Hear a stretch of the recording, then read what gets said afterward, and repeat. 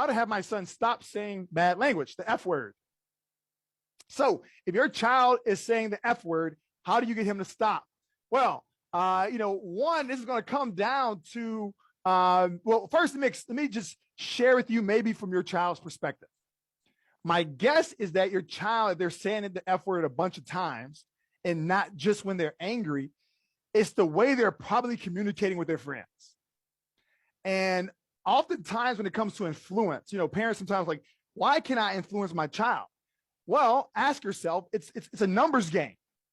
How many hours are they spending with you? How many hours are they spending with their friends? They spend they're with their friends more than they spend with you because they're at school all day, on social media a lot. They maybe get dinner with you, maybe a few hours on the weekend, but a lot of their time is spent with this group of people, their peers. So who's going to have more of an influence? Well, it's natural. The peers are going to have more of an influence. That's why they say, birds of a feather flock together. So if they're saying F-bombs around you, they're probably saying it all the time around their friends. And at this point, it's a habit. So, so what do you do if you don't like to hear it? Well, I would say, number one, you want to have a conversation with your child about how, what this word means to you. All right. So you want to have a conversation with your child.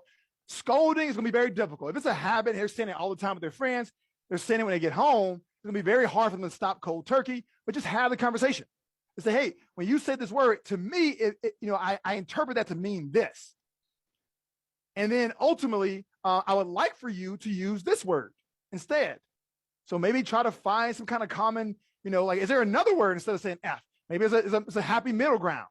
But ultimately, if they don't stop saying it, then I would say focus on yourself at that point.